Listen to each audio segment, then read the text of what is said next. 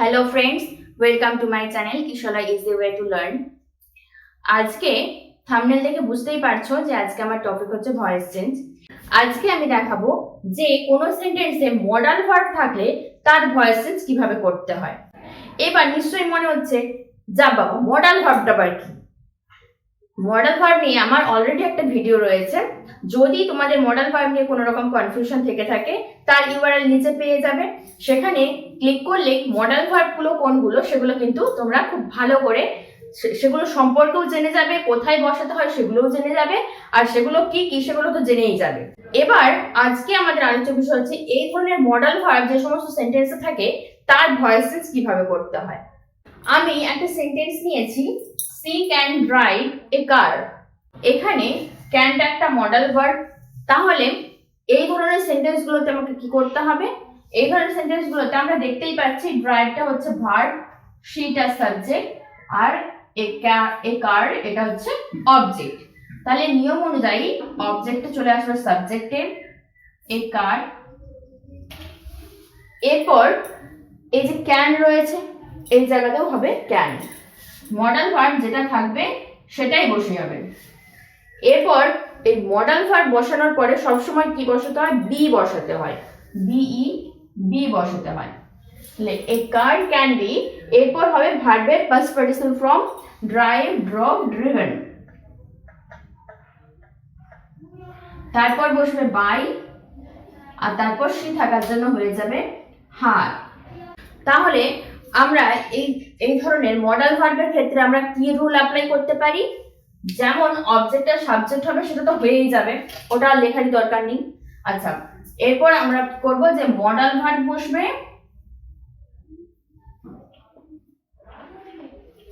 আর তার সাথে বসবে বি।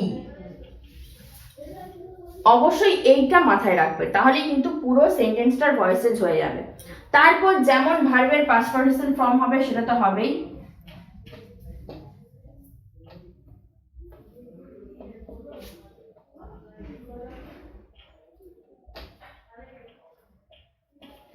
আর তারপর সাবজেক্টটা বাই বসবে, আর তারপর সাবজেক্টটা অবজেক্ট হয়ে যাবে।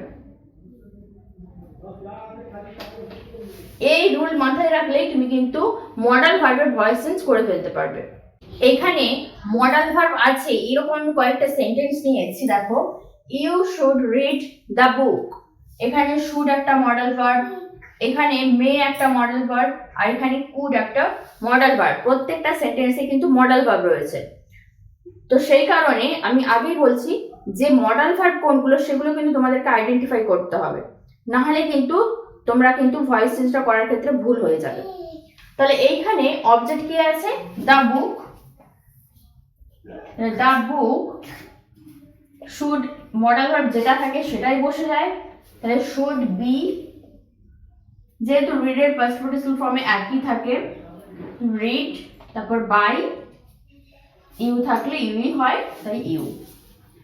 পরেরটা she may type the report, এখানে তার রিপোর্টটা অবজেক্ট, তাহলে এইটা এদিকে এসে সাবজেক্ট হয়ে যাবে, মেটাই বসবে, বি বসবে, টাইপের পাস্ট পার্টিসিপল ফর্ম হচ্ছে টাইপড, ডি যোগ হবে, আর তারপর সি থাকার জন্য হয়ে যাবে বাই হার। পরেরটা শি কুড ডু দ্য সাম, এখানে দ্য সামটা অবজেক্ট তার জন্য এটা সাবজেক্ট হয়ে যাবে, কুড মডেল ভার্ব তাই একই মডেল ভার্বটা এখানে বসে যাবে, অন্য কোনো মডেল ভার্ব বসবে না। তারপর বসবে বি, তারপর ডু থাকার জন্য হয়ে যাবে ডান, তারপর হবে বাই, হি থাকার জন্য হয়ে যাবে হিম। এর আগেও আমি ভয়েস চেঞ্জের অনেক ভিডিও করেছি, সেইগুলো সবই কিন্তু সেন্টেন্সগুলো এরকম ধরনের প্যাটার্নে ছিল যে প্রথমে ছিল সাবজেক্ট, তারপর ছিল ভার্ব, আর তারপর ছিল অবজেক্ট। কিন্তু একটা কথা মাথায় রাখবে যে আমরা কিন্তু যে ধরনের বাক্যগুলো এমনি কথা বলি সেগুলো সবকটাই কিন্তু এই প্যাটার্নে হয় না। আমরা সবসময় কি সাবজেক্ট নিয়ে কথা বলি যে তুমি এটা করো, সে এটা করবে, বা তুমি ওখানে যাও, আমরা কিন্তু এই ধরনের কথা কিন্তু বেশিরভাগ ক্ষেত্রে বলি না। যখন আমাদের কাছে হয়তো আমার কাছে কোনো একজন ব্যক্তি দাঁড়িয়ে আছে, তো আমি তাকে কি বলবো? আমি তাকে বলবো তো এটা করো। আমি কি তাকে বলবো যে তুমি এটা করো?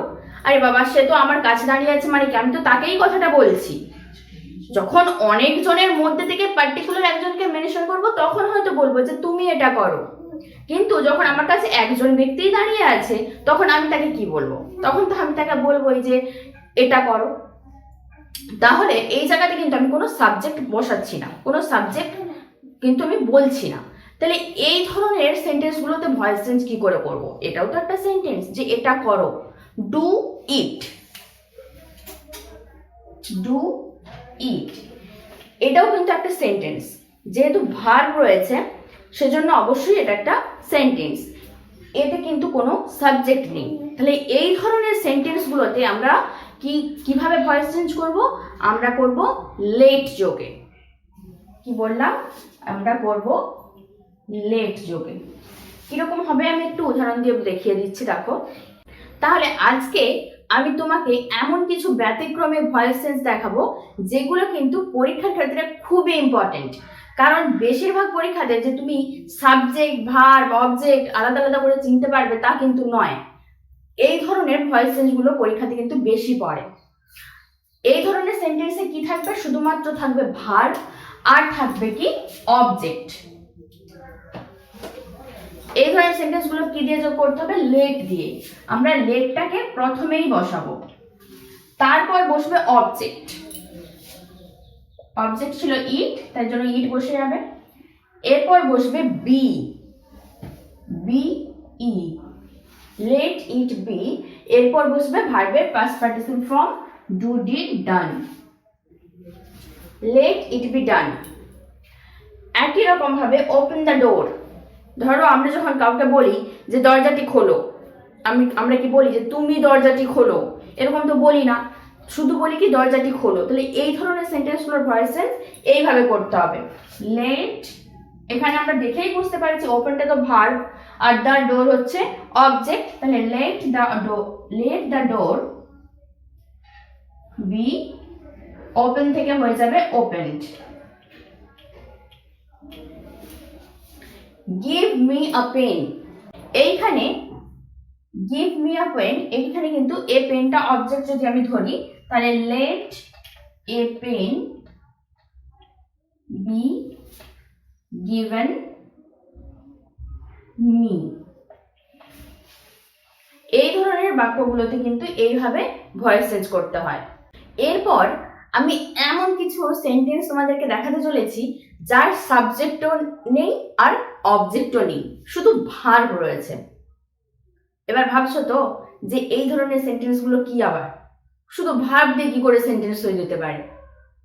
দেখো, আমরা প্রত্যেক জীবনে এমন অনেক কিছুই বলে থাকি যার কিন্তু সাবজেক্টও থাকে না আর অবজেক্টও থাকে না, শুধু ভার্বটাই থাকে।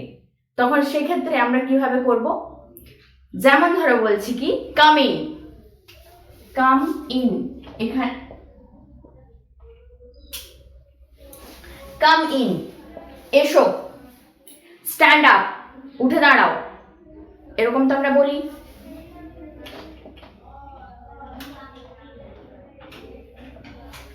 এই ধরনের এগুলো একটা সেন্টেন্স। তাহলে এইগুলোর আমরা ভয়েস চেঞ্জ কিভাবে করব? একটু খেয়াল করে দেখো, এই সবকটাই কিন্তু ইম্পারেটিভ সেন্টেন্স। এই সেন্টেন্সগুলো দ্বারা কি করা হচ্ছে? কাউকে অর্ডার করা হচ্ছে, বা কাউকে হয়তো এইরকম ধরনের সেন্টেন্স দ্বারা কাউকে হয়তো রিকোয়েস্টও করা হতে পারে। যেমন ধরো আমি যখন বললাম যে প্লিজ, প্লিজ থাকা মানে তো রিকোয়েস্ট করা। Please give me a glass of water.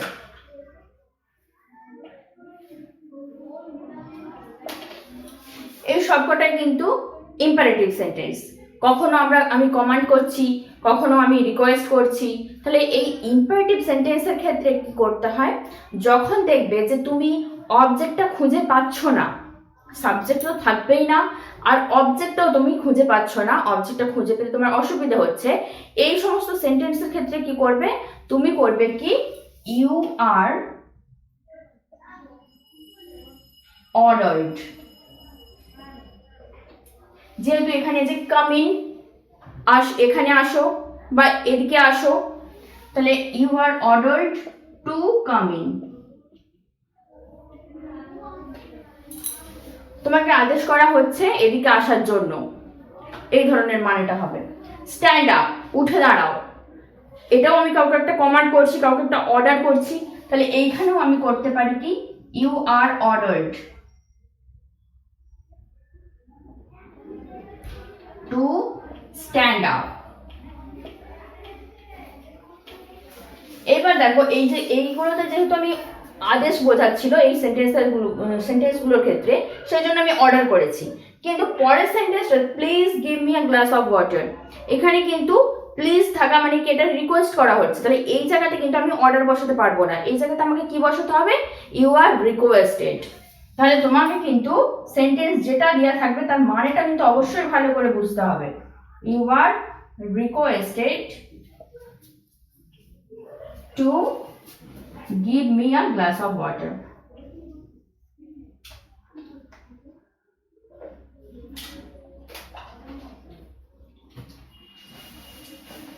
আমি কয়েকটা এক্সাম্পল দিচ্ছি যেগুলোতে তোমার বুঝতে সুবিধা হবে যে এই ধরনের সেন্টেন্সগুলো থাকলে তোমাকে কিভাবে ভয়েস চেঞ্জ করতে হয়। যেমন ধরো আমি একটা সেন্টেন্স নিয়েছি, গিভ অ্যান এক্সাম্পল। সেন্টেন্সটা দেখেই বুঝতে পারছো যে ভার্ব তো গিভ আর অ্যান এক্সাম্পল এটা একটা অবজেক্ট, তাহলে এখানে আমরা কি করব লেট যোগে করব। Let an example be given. কিছুই না, খুবই সহজ। প্রথমে লেট বসিয়ে দিলে, তারপরে অবজেক্টটা বসিয়ে দিলে, আর তারপরে বি যোগ করে তারপরে ভার্বের পাস্ট পার্টিসিপল ফর্ম, খুবই সহজ। আচ্ছা, চেঞ্জ দ্য ভয়েস, এটাও একই রকম ভাবে late the voice be changed.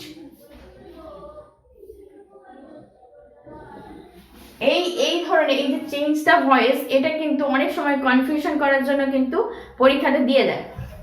Voice চেঞ্জের আবার কি চেঞ্জ দ্য ভয়েস করব, এটা একটা ব্যাপার। তো এই ধরনের এটাও কিন্তু একদম সহজ। চেঞ্জ দ্য ভয়েস, চেঞ্জটা তো ভার্ব আর দ্য ভয়েস অবজেক্ট, তাহলে let the voice be changed. আচ্ছা, এরপর কি ডু নট স্পিক, কথা বলো না, একটা নাবাচক বাক্য, তাহলে এই জায়গাতে আমি কি করব নট আছে, কিভাবে হবে কোনো ব্যাপার না। দেখো ডু নট স্পিক, কথা বলো না, তার মানে কি আমি তাকে অর্ডার করছি, তাহলে এখানে করেই দাও you are ordered, you are ordered. এরপর খেয়াল রাখবে যে ডু নট থাকা মানে কি তোমাকে কি আনতে হবে নট টু আনতে হবে।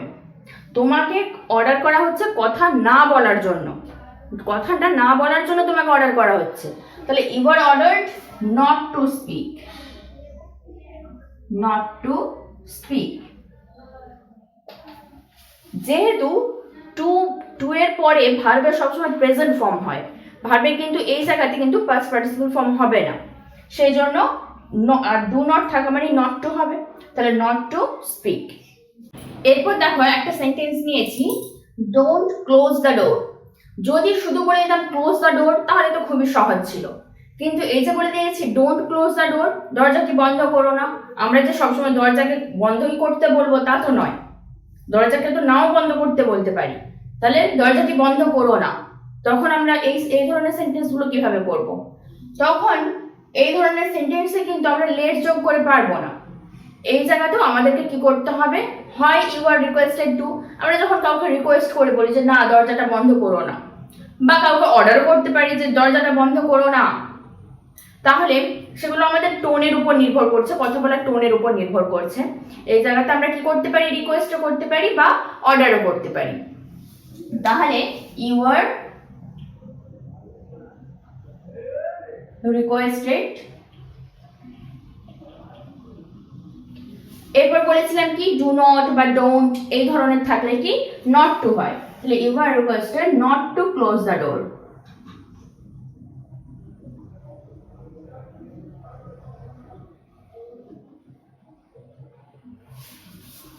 পরের সেন্টেন্স দিয়েছে টেল দ্য ট্রুথ, এটা তো খুবই সহজ একটা এখানে তো অবশ্যই লেট যোগ করতে হবে, কারণ আমরা অবজেক্টও পেয়ে যাচ্ছি আর ভার্বও পেয়ে যাচ্ছি।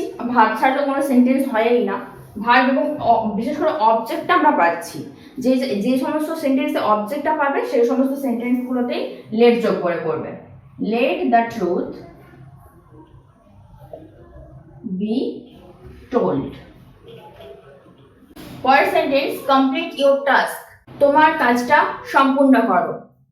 তাহলে এই জায়গাতেও আমরা কিন্তু অবজেক্টটা পেয়ে যাচ্ছি। তাহলে আমরা কি করব, let your task be completed.